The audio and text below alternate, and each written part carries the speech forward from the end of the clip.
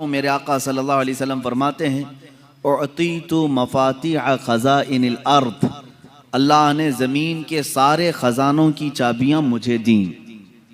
अब जिसका ये कहना है कि रसूल अपनी तरफ से कुछ नहीं दे सकते, रसूल किसी को कुछ नवाज नहीं सकते, वो मुख्तार नहीं है, उनको इस बात का इख्तियार नहीं है, तो मैं समझता हूँ ये भोंडी सी बात है।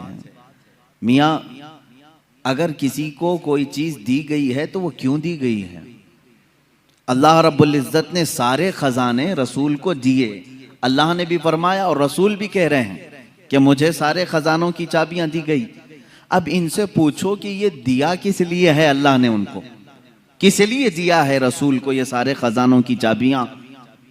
ये सिर्फ और सिर्फ स्टेटस बनाने के लिए? क्या एक स्टैंडर्ड मेंटेन करने के लिए, जैसे कुछ लोग रखते हैं? जब किसी के पास कोई खजाना आता है, अब हमें रसूल पाक की जिंदगी पढ़ने के बाद भी ये पता चल रहा है कि हुजूर ने पूरी 63 साल जिंदगी खजानों की चीजें इस्तेमाल नहीं फरमाई, वो तो निहायत सादी जिंदगी पर कनात करते रहे।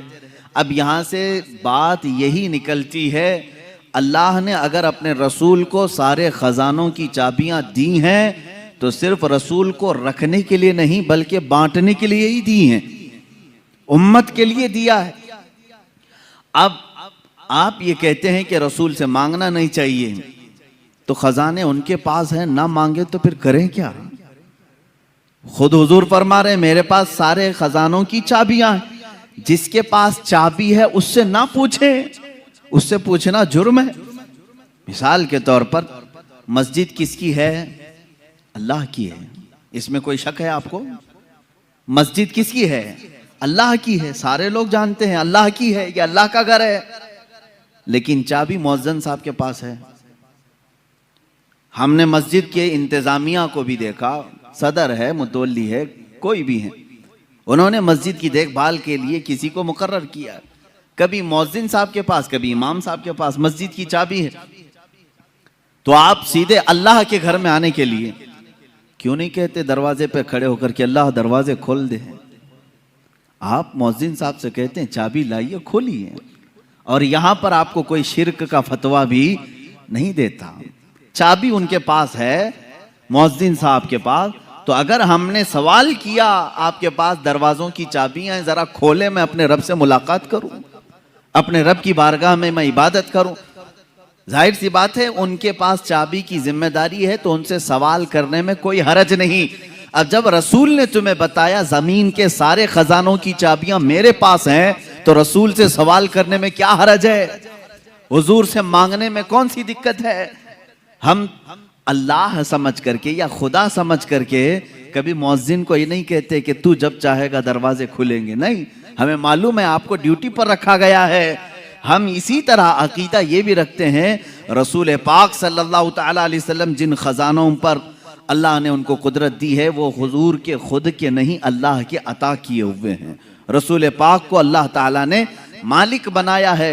इसीलिए मुहद्दिसीन ने फरमाया हुजूर पाक सल्लल्लाहु ताला अलैहि वसल्लम का एक लक़ब है, वो नाइब खुदा मुतलक हैं, यानी अल्लाह का जो नायब है, अल्लाह का जो नायब है। तो रब तबारक व तआला का जो नायब है, तो वो उसकी जमीन पर इख्तियारात अगर नहीं रखता तो फिर नायब कैसा है? अगर उसको कुछ भी इख्तियारात न दिए जाएं तो उसको नायब कहेंगे? मिसाल के तौर पर इमाम है और नायब इमाम है। इमाम साहब अगर या कमेटी वालों ने नायब इमाम को कहा कभी तुम्हें नमाज पढ़ाना नहीं है, कुछ भी नहीं करना है, मस्जिद में आना है, तो नहीं पूछेगा फिर नायब इमाम क्यों कह रहे हो मुझे, नायब इमाम क्यों कह रहे हो? आपको मैं दुनियावी मिसालों से सिर्फ जहन की कुर्बत के लिए समझा रहा हूं। सीएम है और डिप्टी सीएम है, और डिप्टी सीएम को अगर कह दिया जो कुछ भी नहीं, खाली तुझे बैठना है और उठ के चले जाना है, पार्टी छोड़ के चला जाएगा। कुछ भी करना नहीं है, कोई इख्तियार मेरा नहीं है, तो डिप्टी सीएम बनाए क्यों है? ये दुनियावी दस्तूर है। जिसको ओहदा दिया जाता है उसे इख्तियार भी दिया जाता है, जिसे ओहदा दिया जाता है उसे इख्तियार भी दिया जाता है। जब रब तबारक व तआला ने नबी को सैयदुल अंबिया का ओहदा दिया तो इख्तियारात कितने अता फरमाया होगा? इख्तियारात कितने दिए हैं। अजीज़ान गिरामी, हम सुन्नियों का अकीदा यही है, जहां बानी अता कर दें भरी जन्नत हिबा करते हैं। हिबा का मतलब होता है अता कर देना, और ये अहादीस की रोशनी में साबित है। एक सहाबी हज़रत रबिया रदी अल्लाह ताला हुजूर सल्लल्लाहु ताला अलैहि वसल्लम की खिदमत में हाजिर रहते थे। तहज्जुद के वक्त मेरे आका सल्लल्लाहु ताला अलैहि वसल्लम को वो वज़ू करवा रहे थे। पानी पेश किया, अल्लाह के नबी सल्लल्लाहु ताला अलैहि वसल्लम खुश होकर के हज़रत रबिया असलमी से कहते हैं, क्या रबिया, कुछ तुझे मुझसे मांगना है तो मांग ले, कुछ मुझसे पूछना है तो पूछ ले। अब रसूल खुद उम्मत को कह रहे हैं मुझसे मांग लो, क्या रसूल शिर्क की तालीम दे सकते हैं? हज़रत रबिया रज़ियल्लाहु ताला, हदीस के अल्फाज हैं, सलमा शिअत या रबिया, जो तू चाहे वो पूछ ले। हुजूर अकरम सल्लल्लाहु ताला अलैहि वसल्लम ने ये कैद भी नहीं लगाया, इतनी लिमिट का सवाल करना, इतनी लिमिट का सवाल करना, दुनिया का पूछना, आखिरत का मत पूछना, कब्र का मत पूछना, कुछ नहीं। सलमा शिअत, जो तू चाहे वो मुझसे पूछ ले। अब उस सहाबी रसूल ने भी पूछा क्या? कहते हैं मुराफ़क़तक फ़िल जन्नति या रसूल अल्लाह, ऐ अल्लाह के नबी, जन्नत में आपका पड़ोसी बना ले, आपका हमनशीन मुझे बना ले। अब गैर ज़ालिक, रसूल पाक सल्लल्लाहु अलैहि वसल्लम फिर पूछते हैं, इसके अलावा और कुछ चाहिए? इसके अलावा और कुछ चाहिए? उन्होंने कहा मुराफ़क़तक फ़िल जन्नति या रसूल अल्लाह, ऐ अल्लाह के रसूल, जन्नत में आपकी रिफाकत चाहिए, आपकी हमनशीनी, आपका पड़ोस बन जाऊं बस। अब गैर ज़ालिक, हदीस में पढ़ रहा हूं, हुजूर पाक सल्लल्लाहु अलैहि वसल्लम ने फिर पूछा, इसके अलावा और कुछ चाहिए?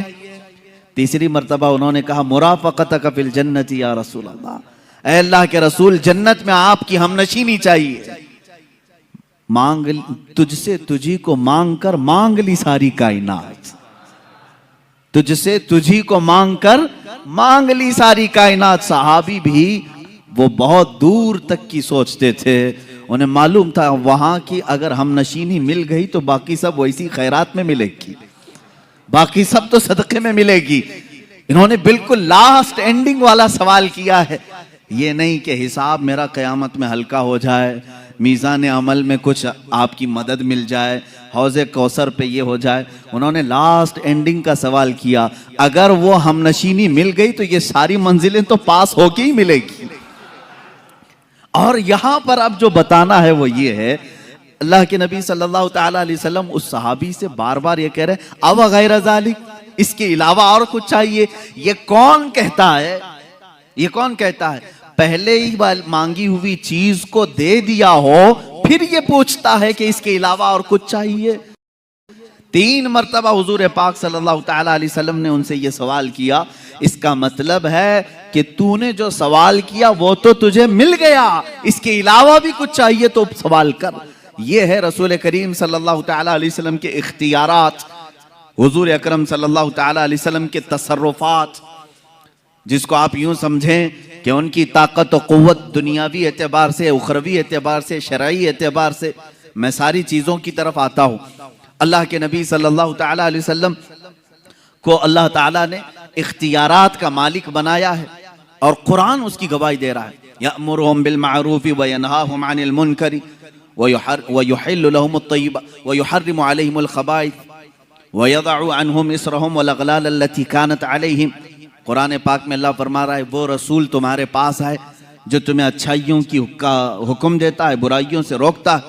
अब जो 2 लफ्ज़ आए हैं वो ये है, अल्लाह फरमाता है युहर्रिमु अलैहिमुल खबाइथ व युहिल्लु लहुमुत तय्यिबात, पाकीज़ा चीज़ों को तुम्हारे लिए वो हलाल बनाता है और नापाक चीज़ों को वो रसूल तुम्हारे लिए हराम कह देता है। पता ये चला हराम और हलाल दुनिया में बनाना ये भी इख्तियारात रसूल में से है। रसूल जिसे कहें हलाल वो हलाल है और रसूल जिसे कहें हराम वो हराम है। इससे बढ़कर क्या और इख्तियारात क्या चाहिए?